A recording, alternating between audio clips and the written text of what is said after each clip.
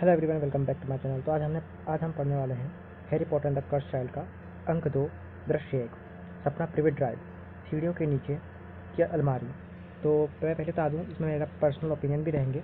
ठीक है, मैं बीच बीच में रुक के पर्सनल अपने ओपिनियन भी बताऊंगा और कहानी को समझाने की कोशिश भी करूंगा। बिकॉज अगर मैं एक लाइन वे में पढ़ते चले गया तो ये कहीं ना कहीं इतनी बोरिंग हो जाएगी, जैसे कि बोरिंग हो जाती है। जैसे कोई पढ़ते रहता है ना, कोई टीचर पढ़ते रहता है स्कूल में और आप उसको सुनते रहते हैं, तो ये कहीं ना कहीं बोरिंग हो जाती है। तो मैं सोचूंगा कि इसमें अपना इमोशंस और अपना मजाकियापन भी घुसने की कोशिश करूंगा। ठीक है, तो अंक 2 दृश्य 1 सपना प्राइवेट ड्राइव सीढ़ियों के नीचे की अलमारी।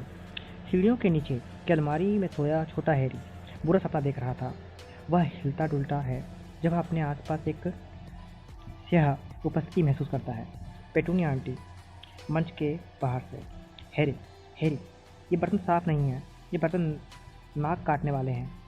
मतलब उसकी पेटूनिया आंटी ये बोल रही थी कि उसके जो बर्तन है वो नाक काटने वाले हैं। हैरी पॉटर जाग जाओ।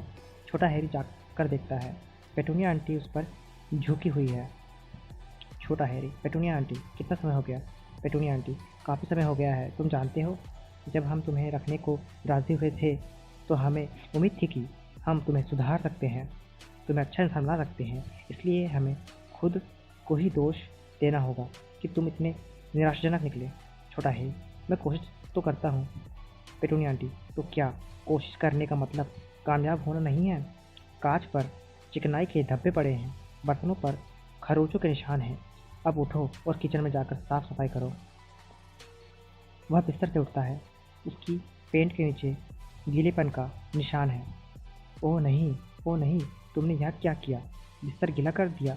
एक बार फिर वह चादर खींचती है। यह बर्दाश्त के बाहर है।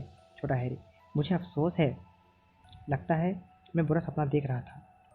पेटूनिया आंटी, तुम गंदे लड़के, सिर्फ जानवर ही खुद को गीला करते हैं। जानवर और गंदे छोटे लड़के। छोटा हैरी, सपना मेरे मम्मी डैडी के बारे में था। मुझे लगता है मैंने उन्हें देखा था, मुझे लगता है मैंने उन्हें मरते हुए देखा था। पेटूनिया आंटी, और इसमें मेरी जरा भी रुचि क्यों होगी? छोटा हैरी, एक आदमी था जो एड कुछ एक काबरा एंड जैसा कुछ चिल्ला रहा था और सांप के फुसफुसाने की आवाज़ आई थी। मुझे अपनी मम्मी की चीख सुनाई दी थी। पेटूनिया आंटी, पेटूनिया आंटी ने खुद को संभालने के लिए पल भर का समय लिया। पेटूनिया आंटी, अगर तुम सचमुच उनकी मौत देख सकते तो तुम्हें ब्रेक लगने और भीषण टक्कर की आवाज़ सुनाई देती। तुम्हारे मम्मी डैडी की मौत कार दुर्घटना में हुई थी, तुम यह बात जानते हो। मुझे नहीं लगता कि तुम्हारी मम्मी की चीखने का भी समय मिला होगा। भगवान तुम्हें इससे ज़्यादा विवरणों से बचाए। अब ये चादर निकालो, किचन में जाओ और साफ सफाई शुरू करो। मुझे यह बात तुमसे दोबारा ना कहना पड़े। वो एक धमाके के साथ बाहर जाती है तो छोटा हैरी चादर थामे पीछे रह जाता है और मंच रूप बदलता है तथा पेड़ बड़े होते हैं जब सपना बिल्कुल ही अलग मोड़ ले लेता है।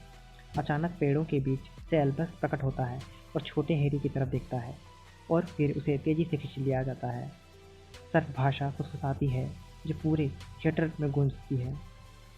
वह आ रहा है, वह आ रहा है। कुछ शब्द सुनाई देते हैं जिनकी आवाज़ समझने में गलती नहीं हो सकती। वोल्डेमॉर्ट की आवाज़।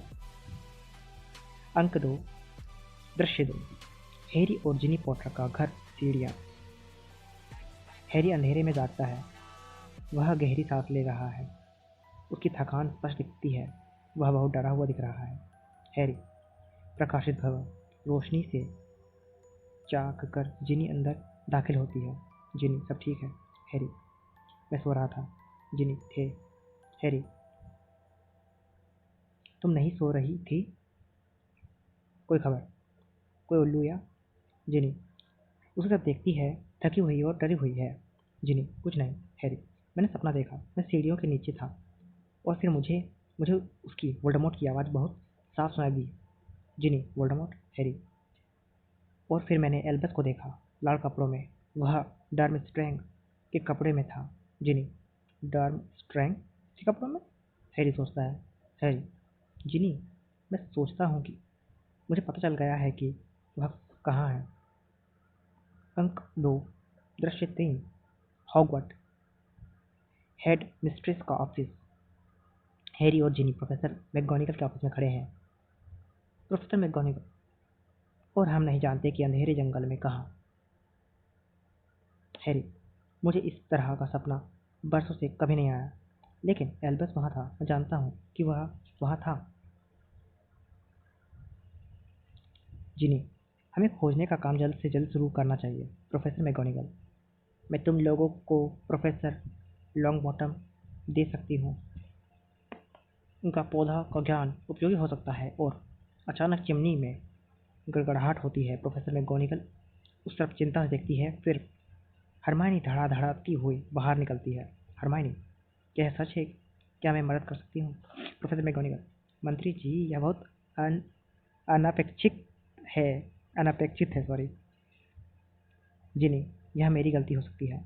मैंने ही उन लोगों को दैनिक जादूगर का आपातकालीन संस्करण निकालने के लिए राजी किया था। स्वयंसेवी मांगे थे। प्रोफेसर मैगोनिगल, ठीक है, बहुत समझदारी भरा काम। मुझे उम्मीद है कुछ स्वयंसेवी आने वाले होंगे। रोन अंदर आता है, राख से ढका हुआ, शोरबे के धब्बे वाली डिनर नैपकिन पहने हुए। रोन, क्या मैं कुछ चूक गया? मुझे यह समझ नहीं आया कि किस चिमनी तक यात्रा करनी है। किसी तरह किचन में पहुंच गया। हरमानी गुस्से में देखती है जब वह नैपकिन को खुद से दूर खींचता है। क्या? अचानक चिमनी में एक और गड़गड़ाहट सुनाई देती है और ड्रैको तेजी से नीचे आता है, जिससे राख और धूल झड़ रही है। हर व्यक्ति उसकी तरफ हैरानी से देखता है। वह खड़े होकर अपने कपड़ों से राख को झड़ाता है। ड्रैको, आपके फर्श के बारे में अफसोस है। फर्श के बारे में अफसोस है।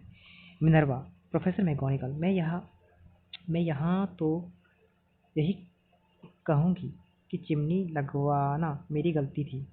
हैरी, तुम्हें देखकर हैरानी हुई ड्रैको। मैं मैं तो सोचता था कि तुम्हें मेरे सपने पर यकीन नहीं था।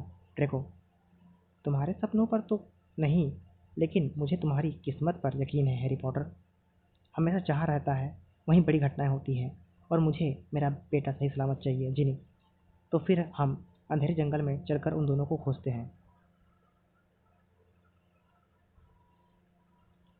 अंक 2, दृश्य 4, अंधेरे जंगल का किनारा।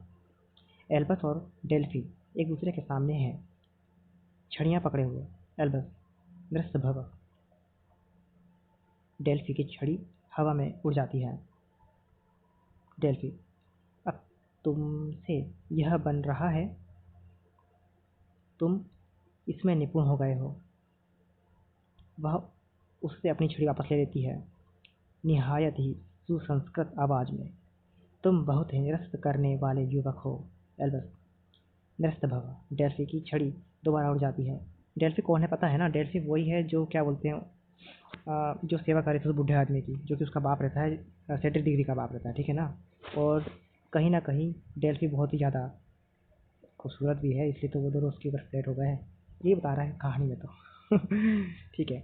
डेल्फी की छड़ी दोबारा उड़ जाती है। डेल्फी, और हमारे पास एक विजेता है। दोनों एक दूसरे के हाथ पर ताली मारते हैं। एल्बस, मैं मंदिरों में कभी बहुत अच्छा नहीं रहा। स्कॉर्पियस, जो कि ड्रेको का बेटा है, ठीक है, मंच के पीछे नजर आता है। वह अपने दोस्त को एक लड़की से बात करते देखता है, और उसका एक हिस्सा इसे पसंद करता है और दूसरा हिस्सा पसंद नहीं करता। डेल्फी, मैं भी अच्छी नहीं थी, लेकिन फिर अचानक कोई चीज़ सही हो गई, और तुम्हारे साथ भी यही होगा। ऐसी बात नहीं है कि मैं कोई महाजादूगरनी हूँ, लेकिन एल्बस पॉटर, मैं सोचती हूँ कि तुम महाजादूगर बन सकते हो। एल्बस, तो तुम्हें मेरे आसपास रहना चाहिए, मुझे ज़्यादा सिखाना चाहिए। डेल्फी, जाहिर है तुम्हारे आसपास ही रहूंगी, हम दोस्त हैं ना? एल्बस, हाँ हाँ, निश्चित रूप से दोस्त, निश्चित रूप से। डेल्फी, बेहतरीन महारथी। स्कॉर्पियस, महारथी मतलब? स्कॉर्पियस निर्णायक रूप से आगे कदम रखता है। एल्बस, मंत्र सीख लिया? मेरा मतलब है यह काफ़ी बुनियादी है, लेकिन मैंने मंत्र सीख लिया। स्कॉर्पियस, अति उत्साहित, शामिल होने की कोशिश करते हुए, और मैंने स्कूल तक अपना रास्ता ढूंढ लिया है। सुनो, क्या हमें पक्का है कि यह कारगर होगा? डेल्फी, हाँ। एल्बस, जबरदस्त योजना है। सेड्रिक को मरने से बचाने की तरकीब यह है कि हमें उसे त्रिकोणीय जादूगरी टूर्नामेंट जीतने से रोकना होगा। अगर वह नहीं जीतेगा तो वह नहीं मरेगा।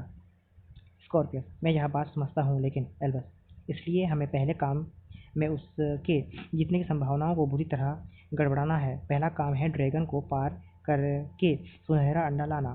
सेड्रिक ने ड्रैगन को ध्यान कैसे भटकाया था।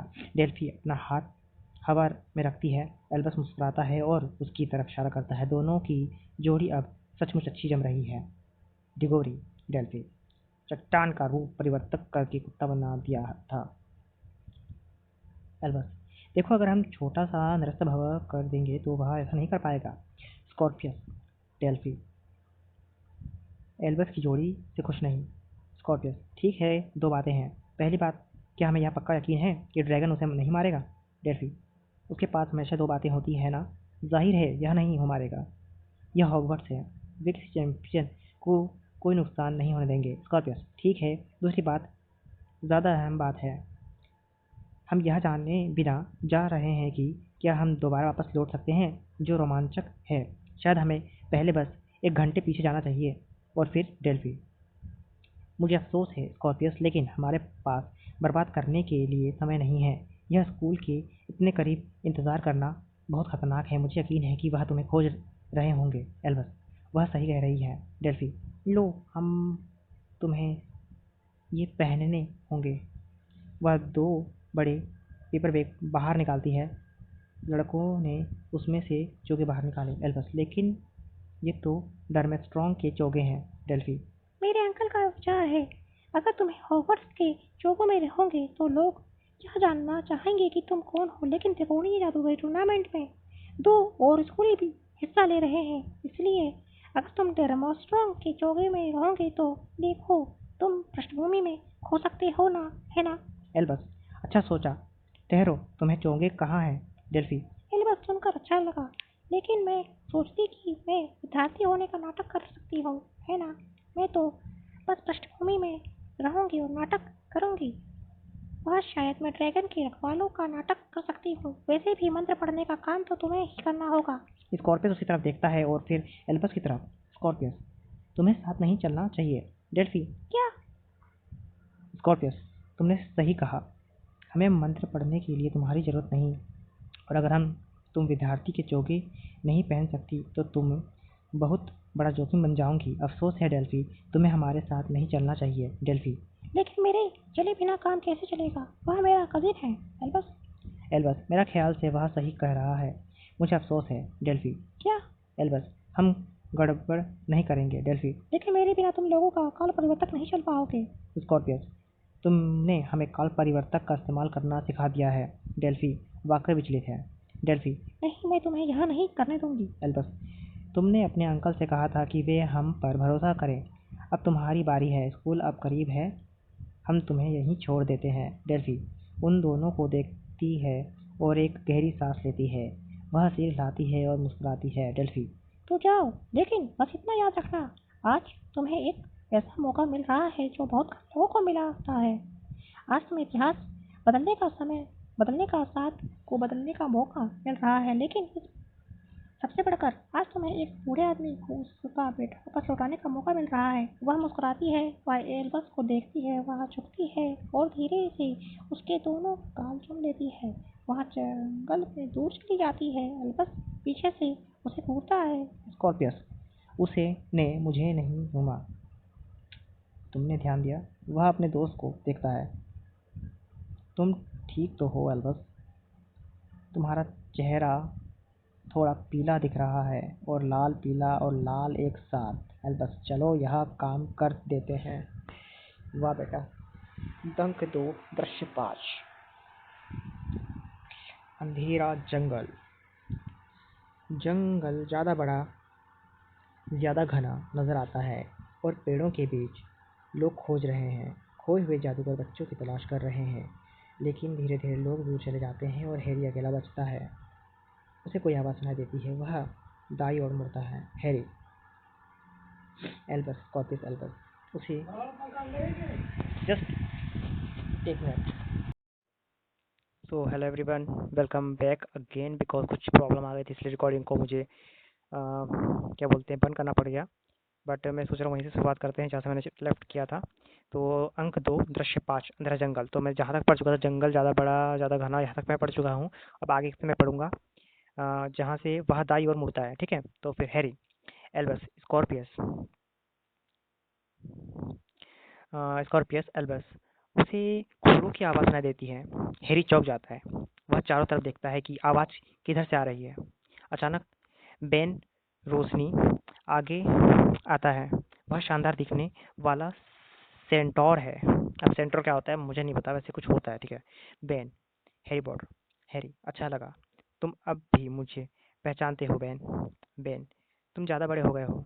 हैरी, हाँ वो तो है।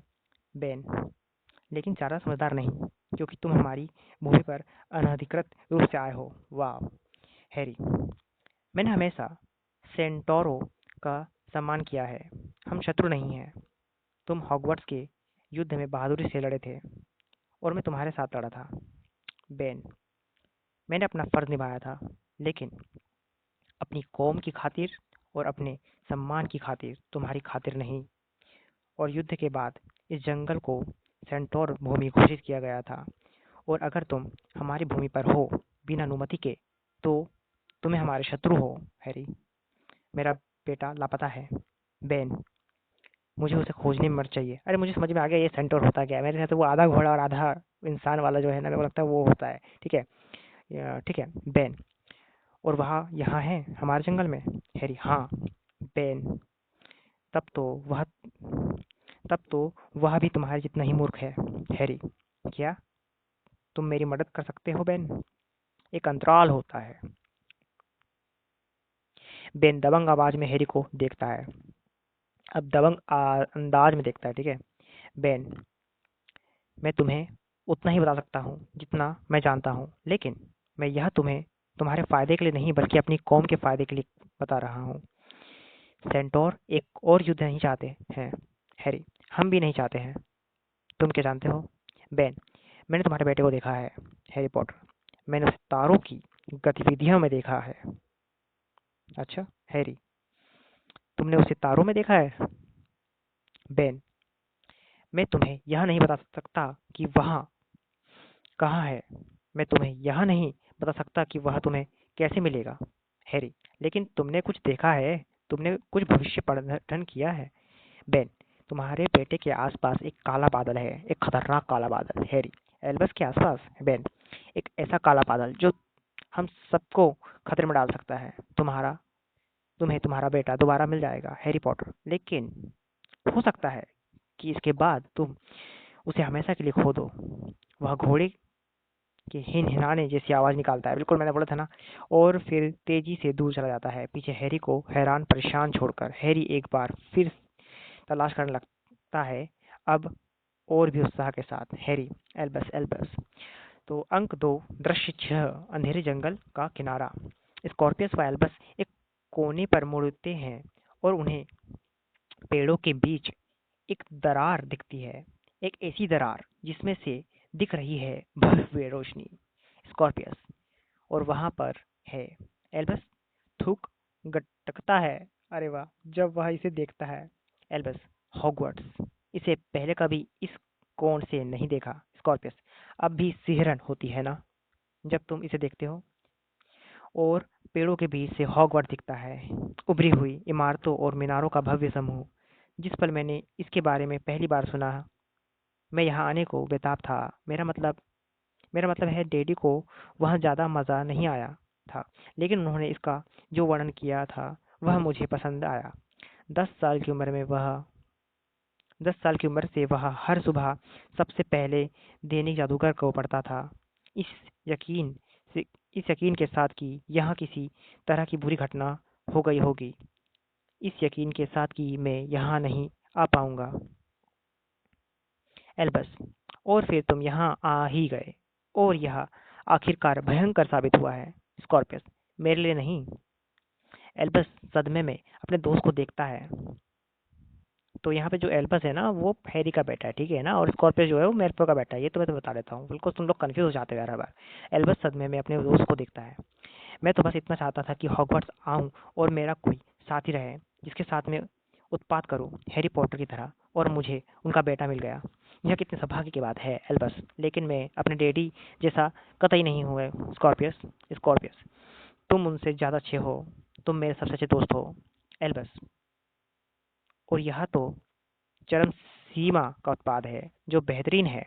बस इतना ज़रूर कहना चाहूँगा, मुझे यह मानने में कोई झिझक नहीं है, मैं थोड़ा-सा, बस थोड़ा-सा डर रहा हूँ। एल्बस स्कॉर्पियस को देखता है और मुस्कुराता है। एल्बस, तुम भी मेरे सबसे अच्छे दोस्त हो और चिंता मत करो, हम जो करने जा रहे हैं उसके बारे में मेरे मन में अच्छे भाव हैं। हमें दूर से रॉन की आवाज़ सुनाई देती है, वह स्पष्ट रूप से करीब है। रॉन, एल्बस, एल्बस, एल्बस उसकी आवाज़ उसकी ओर मुड़ता है और डरा हुआ। एल्बस, लेकिन हमें चलना होगा अभी। एल्बस स्कॉर्पियस से काल परिवर्तक ले लेता है। वह उसे दबाता है और काल परिवर्तक में कंपन होने लगता है और फिर गतिविधि का तूफान आ जाता है और इसके साथ मंच का रूप बदलने लगता है। दोनों लड़के इसकी ओर देखते हैं और रोशनी की एक भारी झाका आता है और धमाके की आवाजें और समय थम जाता है और फिर यह घूमता है, थोड़ा सोचता है और फिर पीछे की ओर जाने लगता है। पहले पन धीमे और फिर यह गति पकड़ लेता है, मतलब कि वो इस काल परिवर्तक। तो अंक 2 दृश्य 7 त्रिकोणीय जादूगरी टूर्नामेंट अंधेरे जंगल का किनारा 1994। अचानक हर चीज शोर में बदल जाती है जब भीड़ एल्बस और स्कॉर्पियस को निगल लेती है और अचानक पृथ्वी के सबसे महान शोमैन, उसके शब्द हमारे नहीं मंच पर हैं। उन्होंने ध्वनि विस्तार मंत्र से अपनी आवाज ऊंची कर ली है और देखिए उन्हें मजा आ रहा है। लूडो बेगमैन, देवियों और सज्जनों, लड़कों और लड़कियों, मैं आप सभी का सबसे महान, सबसे शानदार और एकमात्र त्रिकोणीय जादूगरी टूर्नामेंट दे रहा हूँ। एक जोरदार हर्षध्वनि होती है। अगर आप हॉगवर्ट्स के हैं तो मेरे लिए तालियां बजाएं। जोरदार हर्षवर्धनी होती है। अगर आप डरमेश स्ट्रॉन्ग के हैं तो मेरे लिए तालियां बजाएं। एक जोरदार हर्षध्वनि होती है। और अगर आप बॉबेटन्स के हैं तो मेरे लिए तालियां बजाएं। थोड़ा कमजोर हर्षवर्धनी होती है। वह फ्रांसीसियों का उत्साह थोड़ा कम है। स्कॉर्पियस मुस्कुराते हुए, इन इसके काम कर दिया इसने काम कर दिया। ये लूडो बैगमैन है। लूडो बैगमैन और वे सभी यहाँ हैं। देवियों और सज्जनों, लड़कों और लड़कियों, मैं आपके सामने पेश करता हूँ जिसकी वजह से हम सब यहाँ हैं। चैंपियन डर्मस्ट्रॉन्ग की प्रतिनिधि। क्या भुए हैं? क्या चाल है? क्या लड़का है? ऐसा कुछ नहीं है।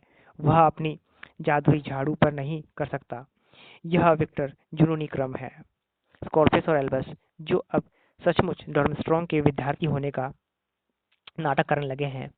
शाबाश जुनूनी क्रम, शाबाश जुनूनी क्रम। लूडो बैगमैन, बॉबेटॉन्स अकादमी से फूलों जैसी फ्लोर डेलो कोर हैं। थोड़ा विनम्र करतल ध्वनि। और हॉगवर्ट्स से एक नहीं बल्कि दो विद्यार्थी हैं जो सभी के दिलों पर राज करता है। यह वह सेड्रिक सुंदर डिगोरी है। भीड़ पगला जाती है। और दूसरा, आप उसे जानते हैं, वह लड़का जो जिंदा रहा। मैं उसे उस लड़के के रूप में जानता हूँ जो हम सभी को हैरान करता रहता है। एल्बस, मेरे डैडी। लूडो बैगमैन, हाँ, यह हैरी बहादुर पॉटर है। हर्षध्वनि होती है, खास तौर पर भीड़ के कोने पर एक घबराई सी दिखने वाली लड़की ताली बजाती है। यह छोटी हरमाइनी है, जिसकी भूमिका रोज की भूमिका निभाने वाली अभिनेत्री निभा रही है। यह स्पष्ट है कि हैरी के लिए हुई हर्षध्वनि सेड्रिक के लिए हुई हर्षध्वनि से थोड़ी कम है। और अब कृपया सभी खामोश हो जाएं। पहला काम मैं जो आपको बताता हूँ, सुनहरे अंडे को लेना। देवियों और सज्जनों, लड़कों लड़कियों, मेरी बात सुनो। मादा ड्रैगन को घोंसले से और ड्रैगनों का मार्गदर्शन कर रहे हैं चार्ली विजली। और हर्षध्वनि होती है, छोटी हरमाइनी। अगर तुम्हें मेरे इतने करीब खड़े होना ही है तो मैं चाहूंगी कि तुम मुझ पर इतनी ज्यादा सांस मत छोड़ो। स्कॉर्पियस, रोज, तुम यहाँ क्या कर रही हो? छोटी हरमाइनी, रोज, कौन है? तुम्हारे लहजे को क्या हुआ है? एल्बस बुरे लहजे के साथ, माफ करना हरमाइनी, उसने तुम्हें गलती से कोई और समझ लिया। छोटी हरमाइनी, सॉरी यार, मेरे प्रोनाउंसिएशन में दिक्कत हो रही है, माफ कर देना। तुम्हें मेरा नाम कैसे मालूम? लूडो बैगमैन, और अब बिना समय गवाए हमें अपने पहले चैंपियन को सामने लाना है, जिनके सामने है स्क्विडिश शॉर्ट स्नॉउट सेड्रिक डिगोरी। ड्रैगन की गर्जना छोटी हरमाइनी का ध्यान भटका देती है और एल्बस अपनी छड़ी तैयार रखता है और सेड्रिक डिगोरी मंच पर दाखिल हो चुका है और वह तैयार नजर आता है, डरा हुआ लेकिन तैयार।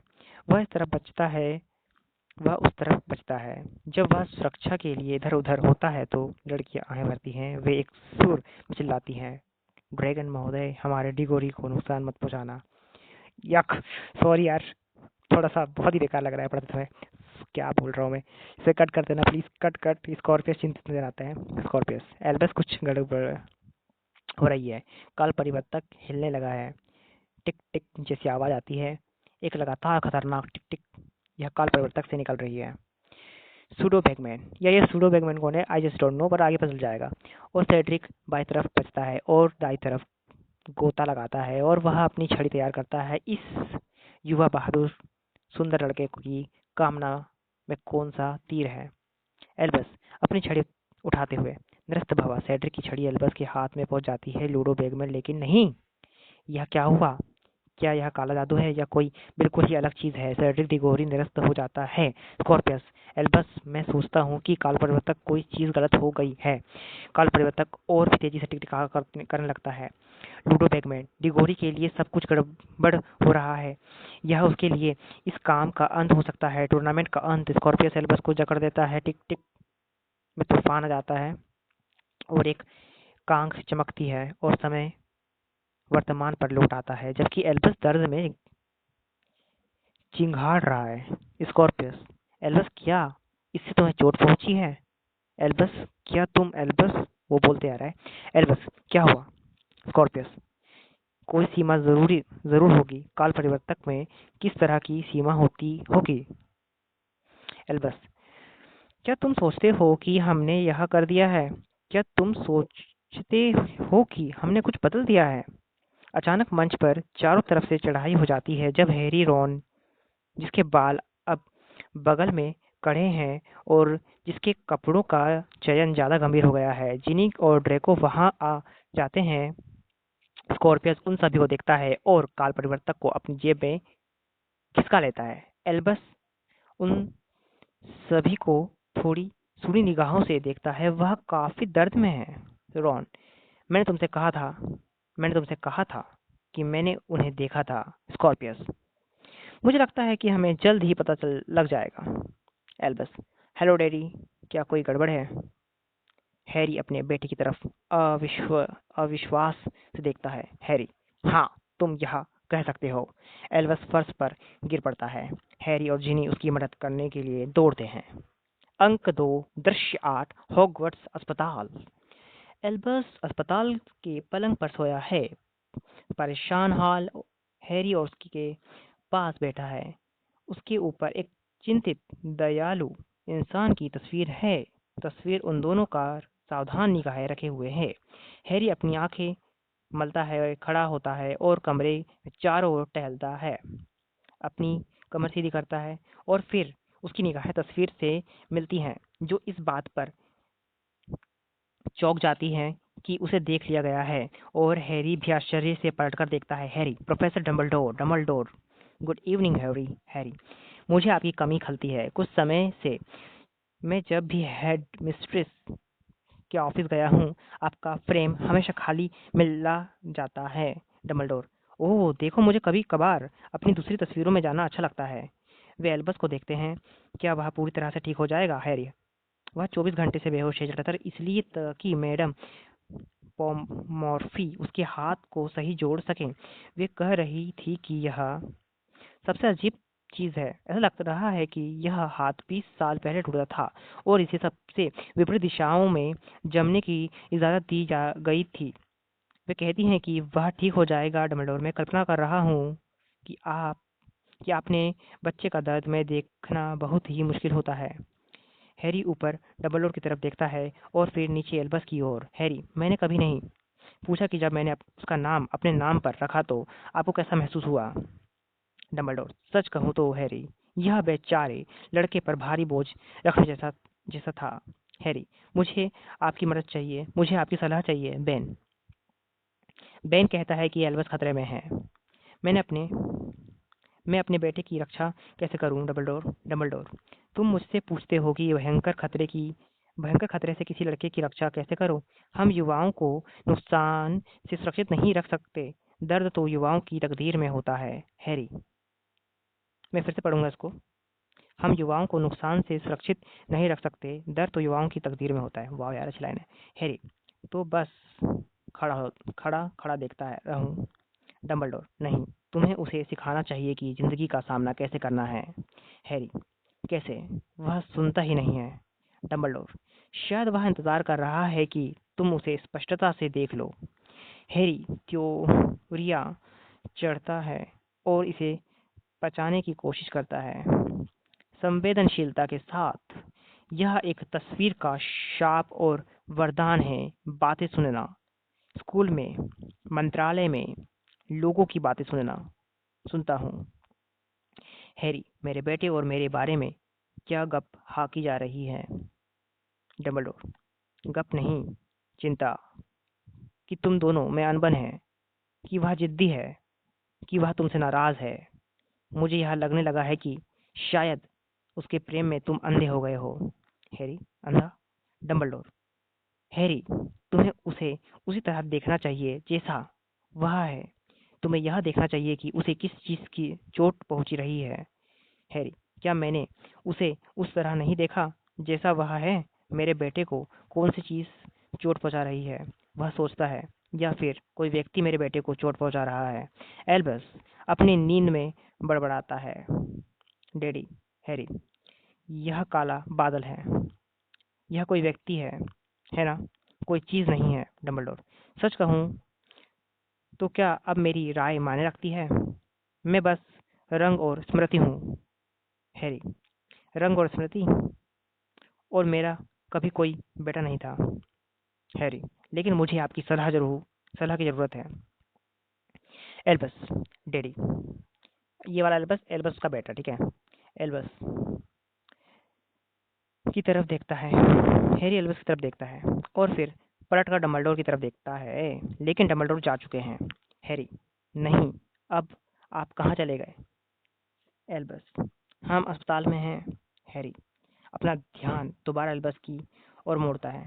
हैरी व्याकुल, हाँ, और तुम अच्छे हो जाओगे। मैडम पोमॉर्फी को समझ नहीं आया कि जल्दी ठीक होने के लिए तुम्हें क्या खाने की सलाह दे, इसलिए उन्होंने कह दिया कि तुम्हें बहुत सारी चॉकलेट खानी चाहिए। दरअसल मैं भी कुछ चॉकलेट खा लूंगा तो अच्छा होगा। मुझे तुम्हें कुछ बताना है और मैं नहीं सोचता कि यह तुम्हें पसंद आएगा। एल्बस अपने डैडी की तरफ देखता है और उन्हें क्या कहना है वह निर्णय लेता है कि लड़ाई नहीं करेगा। एल्बस, ठीक है, मैं सोचता हूँ। हैरी थोड़ी चॉकलेट लेता है। वह एक बड़ा टुकड़ा खाता है। एल्बस दुविधा में अपने डैडी को देखता है। बेहतर। हैरी काफी। वह चॉकलेट अपने बेटे की ओर बढ़ाता है। एल्बस एक टुकड़ा लेता है। पिता पुत्र साथ साथ चॉकलेट खाते हैं।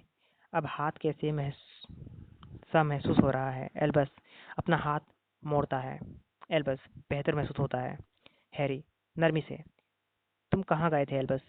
मैं तुम्हें बता नहीं सकता कि इससे हम पर क्या गुजरी। तुम्हारी मम्मी तो चिंता के मारे पागल ला ही गई थी। एल्बस ऊपर देखता है। वह एक नंबर का झूठा है। एल्बस, हमने तय किया कि हम स्कूल नहीं जाएंगे। हमने सोचा कि हम नए सिरे से शुरुआत कर सकते हैं मगलू संसार में। हमें पता चला कि हम गलत थे। हम हॉगवर्ट्स लौट ही रहे थे तभी हम आपको मिल गए। हैरी, डर्मस्ट्रॉन्ग के चोगों में? एल्बस, चोगे ही तो पूरी चीज थे। स्कॉर्पियस और मैंने, हमने नहीं सोचा था। हैरी, और क्यों? तुम भागे क्यों थे? मेरे कारण? मैंने जो कहा था उसके कारण? एल्बस, मैं नहीं जानता। हॉगवर्ट्स दरअसल खास सुखद जगह नहीं है अगर आप इसके अनुरूप ना हो। हैरी, और क्या स्कॉर्पियस ने तुम्हें भागने के लिए प्रोत्साहित किया था? एल्बस, स्कॉर्पियस ने नहीं तो। हैरी एल्बस की तरफ देखता है। उसके आसपास किसी काले बादल को देखने की कोशिश करता है। गहराई से सोचता है। हैरी, मैं चाहता हूँ कि तुम स्कॉर्पियस मैलफॉय से दूर रहो। एल्बस, क्या स्कॉर्पियस से? हैरी, मैं नहीं जानता कि तुम दोनों दोस्त बने ही कैसे, लेकिन तुम बन गए और अब मैं चाहता हूँ कि।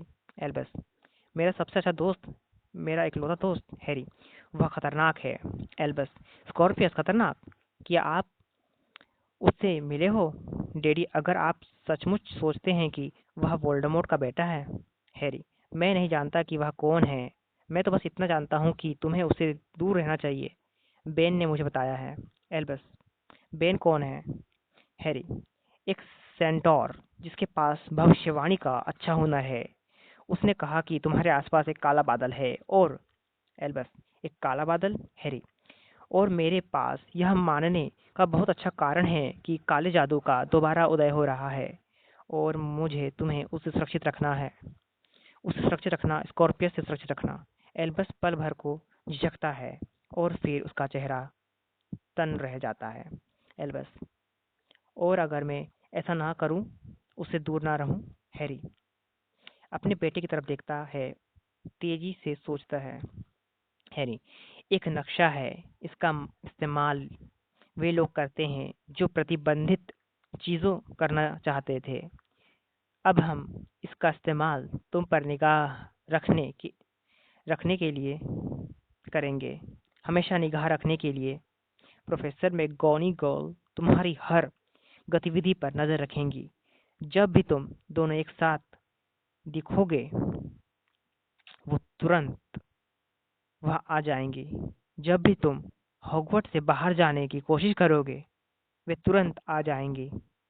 मैं उम्मीद करता हूँ कि तुम अपनी कक्षाओं में जाओगे जिनमें से एक भी स्कॉर्पियस के साथ नहीं लगेंगी और बाकी समय तुम गरुड़द्वार के हॉल में रहोगे। एल्बस, आप मुझे गरुड़द्वार में नहीं भेज सकते, मैं नागशक्ति में हूँ।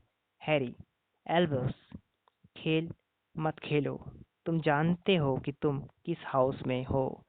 अगर उन्हें तुम स्कॉर्पियस के साथ दिखे, तो मैं तुम्हें एक मंत्र से ठीक कर दूंगा, जिससे मुझे तुम्हारी हर गतिविधि, हर बातचीत देखने सुनने की अनुमति मिल जाएगी। इस दौरान मेरे विभाग में उसके असली पिता के बारे में जांच शुरू हो जाएगी। एल्बस रोते हुए, लेकिन डैडी, आप ऐसा नहीं कर सकते, यह ठीक नहीं है। हैरी, काफी समय से मैं सोचता था कि मैं तुम्हारे पर्याप्त अच्छा पिता नहीं हूँ क्योंकि तुम मुझे पसंद नहीं करते हो। अभी अभी मुझे इस बात का एहसास हुआ कि इस बात की कोई जरूरत नहीं है कि तुम मुझे पसंद करो। मुझे तो इस बात की जरूरत है कि तुम मेरा कहना मानो, क्योंकि मैं तुम्हारा पिता हूँ और मैं ज्यादा जानता हूँ। मुझे अफसोस है एल्बस, अब इसी तरीके से काम होगा। अंक 2, दृश्य 9, हॉगवर्ट्स सीढ़ियाँ।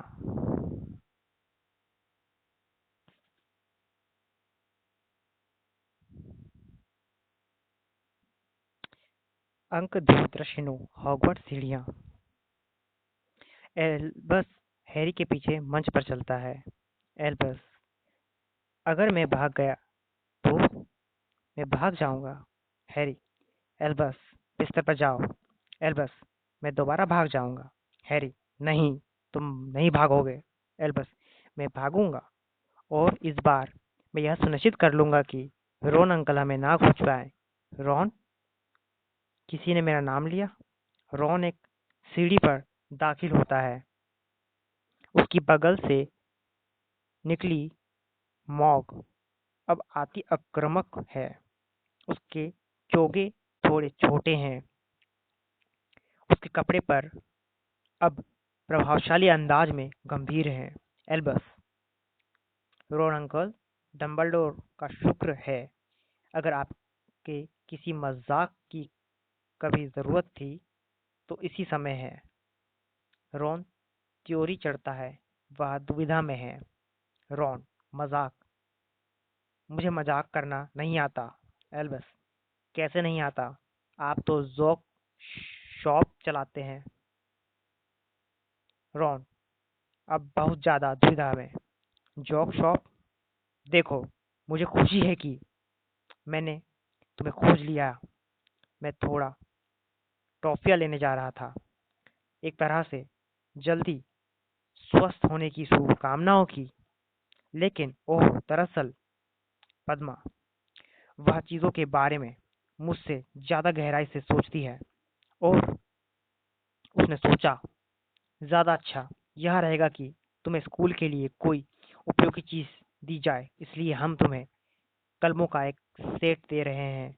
हाँ, हाँ, हाँ, इसी तरह देखो, शानदार है।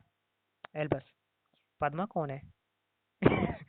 हैरी एल्बस को चोरी चढ़ा कर देखता है। अबे भौवे चढ़ा के देखता है। हैरी, तुम्हारी आंटी है। एल्बस, मेरी आंटी का नाम पद्मा है। रॉन, हैरी से लगता है कि इसके दिमाग पर चिकर घिन्नी समारोह सम्मोहन का कर दिया गया है ना? एल्बस से, मेरी पत्नी है पद्मा। तुम्हें याद है? तुम्हारे चेहरे के थोड़े ज्यादा करीब से बात करती है, थोड़ी पिपरमिंट जैसी खुशबू आती है। झुकता है। पद्मा, पंजू की माँ। हैरी से, इसलिए तो मैं यहाँ पर हूँ। पंजू के कारण? वह एक बार फिर मुश्किल में फंस गया है। मैं तो बस एक भोंपू भेजना चाहता था, लेकिन पद्मा इस बात पर अड़ गई कि मैं खुद यहाँ आऊँ। मैंने नहीं जानता कि क्यों। वह बस मुझ पर हंसता है। एल्बस, लेकिन आपकी शादी तो हरमायनी से हुई है ना? अंतराल, रोन को यह बाज़ारा भी समझ नहीं आती। रोन, हरमायनी से? नहीं, नहीं, नहीं, नहीं, नहीं, मर्लिन की दाढ़ी। हैरी, एल्बस तो यह भी भूल गया है कि उसे गरुड़वार में चुना गया था। बहुत ही आरामदेह। रोन, हाँ देखो, अफसोस है, लेकिन तुम गरुड़वार में हो। एल्बस, लेकिन मुझे गरुड़द्वार में चुना कैसे गया? रोन, तुम्हें याद नहीं? तुम्हें याद नहीं है? तुम ही ने तो चुनने वाली टोपी को इसके लिए मनाया था। पंजू ने तुमसे शर्त लगाई थी कि तुम गरुड़द्वार में नहीं जा सकते। तुम अपनी जान की बाजी लगा दो, इसलिए तुमने उसे नीचा दिखाने के लिए गरुड़ को चुना। मैं तुम्हें दोष नहीं देता हूँ। शुष्कता से, हम सभी कई बार उसके चेहरे की मुस्कान मिटाना चाहेंगे, है ना? दहशत में, मेहरबानी करके पद्मा को मत बताना कि मैंने ऐसा बोला था। एल्बस, पंजू कौन है?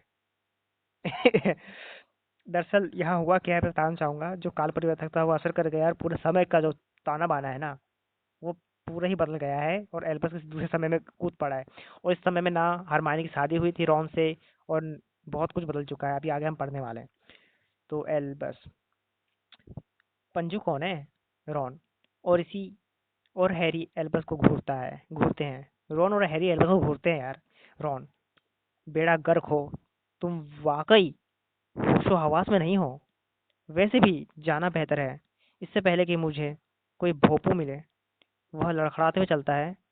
वह रत्ती भर भी वैसा नहीं है जैसा पहले था। एल्बस, लेकिन यहाँ तो कुछ समझ नहीं आ रहा है। हैरी, एल्बस, तुम जो भी नाटक कर रहे हो वह कारगर नहीं हो रहा है। मैं अपना फैसला नहीं बदलूंगा। एल्बस, डैडी, आपके पास बस दो ही विकल्प हैं। या तो आप मुझे। हैरी, नहीं, दो विकल्प तो तुम्हारे पास हैं एल्बस। यह तो तुम यह करो कि फिर तुम गहरी, ज्यादा गहरी मुश्किल में फंस जाओगे, समझ गए? स्कॉर्पियस सीढ़ियों के दूसरे हिस्से पर प्रकट होता है। वह जब एल्बस को देखता है तो खुश हो जाता है। स्कॉर्पियस, एल्बस, तुम ठीक हो? यह जबरदस्त है। हैरी स्कॉर्पियस के पास से होकर उपेक्षापूर्ण अंदाज में चला जाता है। हैरी, वह पूरी तरह ठीक हो गया है और हमें जाना है। एल्बस स्कॉर्पियस को देखता है और उसका दिल टूट जाता है। वह स्कॉर्पियस की हताशा भरी निगाहों को नजरअंदाज करते हुए अपने डैडी के पीछे चलता है। स्कॉर्पियस, तुम मुझसे नाराज हो क्या रहा है? एल्बस रुकता है और स्कॉर्पियस की तरफ मुड़ता है। एल्बस, क्या यह कामयाब रहा? क्या इसमें से कुछ भी कामयाब रहा? स्कॉर्पियस, नहीं, लेकिन एल्बस। हाँ हैरी, एल्बस, तुम पहेलियों में जो भी बक कर रहे हो उसे बंद कर दो अभी। यह तुम्हारी आखिरी चेतावनी है। एल्बस अपने डैडी और अपने दोस्त के बीच बैठ जाता है। एल्बस, मैं नहीं कर सकता, ठीक है? स्कॉर्पियस, तुम क्या नहीं कर सकते? एल्बस, बस हम एक दूसरे के बिना ही ज़्यादा रहेंगे, ठीक है? स्कॉर्पियस, एल्बस के पीछे से उसे जाते देखता है, बेहद दुखी। अंक 2 दृश्य 10 हॉगवर्ट्स हेड मिस्ट्रेस का ऑफिस। प्रोफेसर मैगोनिकल बहुत दुखी है। उसे हैरी उद्देश्यपूर्ण है। जिनी को पक्का नहीं पता कि उसे कैसा होना चाहिए। प्रोफेसर मैगोनिगल, मेरे ख्याल से मानचित्र मंथन नक्शे को इस तरह इस्तेमाल करने के लिए नहीं बनाया गया था।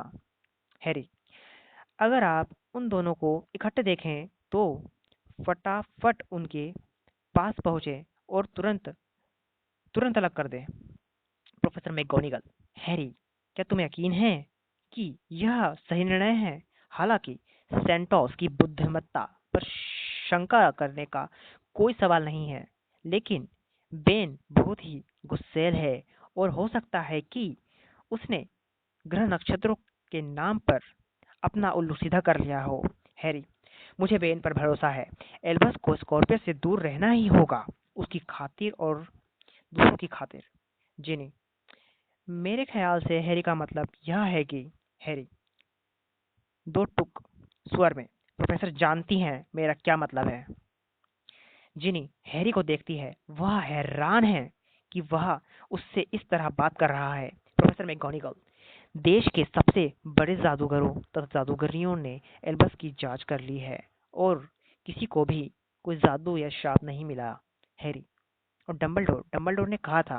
प्रोफेसर मैगोनिगल, क्या? हैरी, उनकी तस्वीर ने हमारी बात हुई थी। उन्होंने कुछ बातें कही थी जो समझदारी भरी लग रही थी।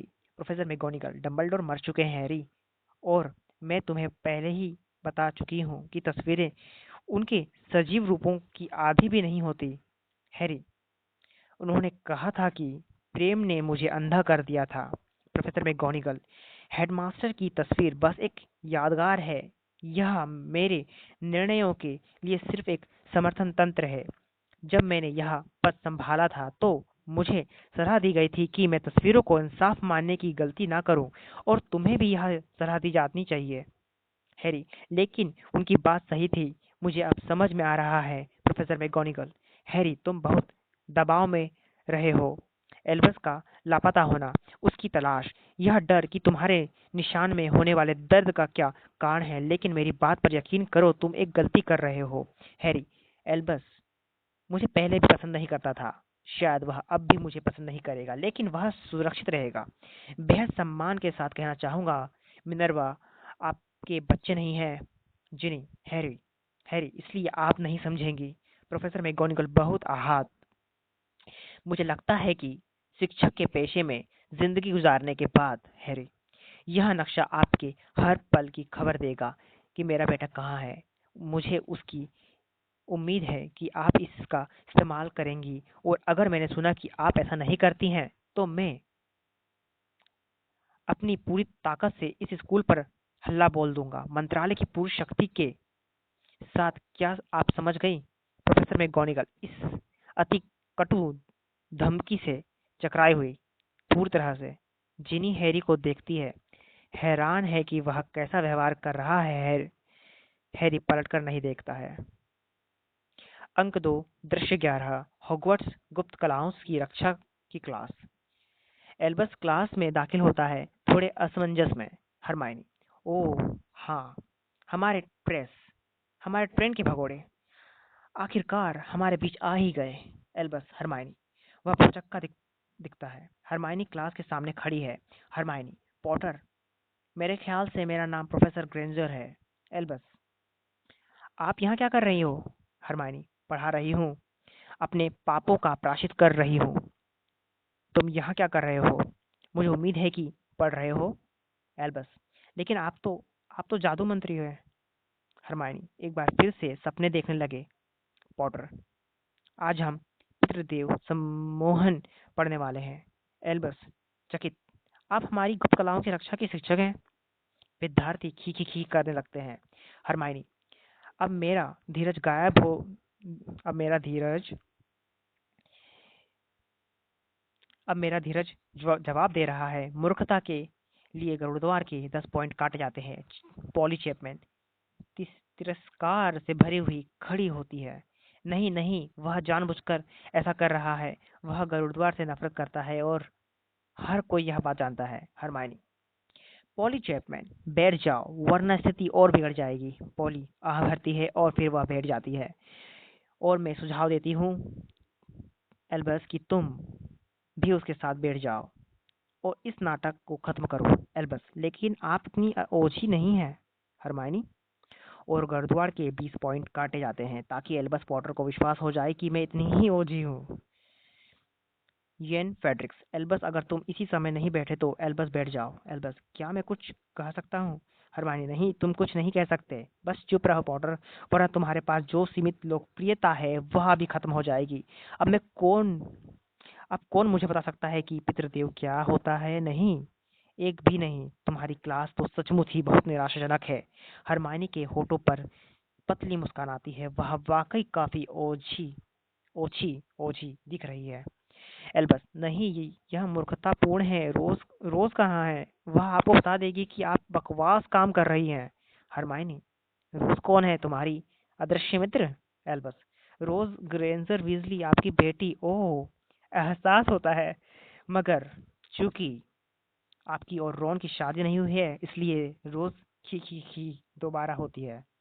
हरमाइनी, तुम्हारी यह जरूरत? गरुड़ के 50 पॉइंट्स काटे जाते हैं और मैं तुम्हें आश्वस्त करती हूँ कि अगर किसी ने मुझे दोबारा टोका, अब की बार तो पॉइंट्स कट जाएंगे, 100 पॉइंट्स कट जाएंगे। वह कमरे में घूरती है। कोई भी जरा भी सी भी हरकत नहीं करता। अच्छी बात है, पितृदेव एक जादुई सम्मोहन है। यह आपकी सबसे सकारात्मक भावनाओं का प्रक्षेपण है और यह उस पशु का आकार लेता है जिसके साथ आपकी सबसे गहरी समानता होती है। यह प्रकाश का उपहार है। अगर आप पितृदेव उत्पन्न कर सकते हैं तो आप संसार से अपनी रक्षा कर सकते हैं और हम में से कुछ के मामले में इसकी आवश्यकता देर से नहीं, जल्द ही पड़ सकती है। अंक 2, दृश्य 12, हॉगवर्ट्स सीढ़ियाँ। एल्बस सीढ़ियों पर ऊपर चलकर जाता है, चारों तरफ देखता है, उसे कोई चीज नहीं दिखती है। वह चला जाता है। सीढ़ियाँ लगभग नृत्य करते हुए चलती हैं। स्कॉर्पियस उसके पीछे प्रवेश करता है। उसे लगता है कि उसने एल्बस को देखा है। फिर उसे एहसास होता है कि वह नहीं है। वह फर्श पर निढाल बैठ जाता है। सीढ़ी चारों ओर चलती है। मैडम हूच प्रवेश करती हैं और सीढ़ी पर ऊपर जाती हैं। ऊपर पहुंचकर वे स्कॉर्पियस को चलने का इशारा करती हैं। वह ऐसा ही करता है और वह झुका हुआ है। उसका निराशाजनक अकेलापन स्पष्ट है। एल्बस प्रवेश करता है और एक सीढ़ी ऊपर जाता है। स्कॉर्पियस प्रवेश करता है और दूसरी सीढ़ी ऊपर जाता है। सीढ़ियां मिलती हैं। दोनों लड़के एक दूसरे की तरफ देखते हैं, पराजित और आशावादी एक साथ। और फिर एल्बस दूर देखता है और पल टूट जाता है और इसके साथ ही संभवतः दोस्ती भी। और अब सीढ़ियां अलग हो जाती हैं। दोनों एक दूसरे की तरफ देखते हैं। एक ग्लानि से भरा दृश्य, दूसरा दर्द से भरा। दोनों ही दुखी हैं। तो अंक 2, दृश्य 13, हैरी और जिनी पॉटर का घर का किचन। तो मैं इसे बाद में पढ़ूंगा। Okay bye.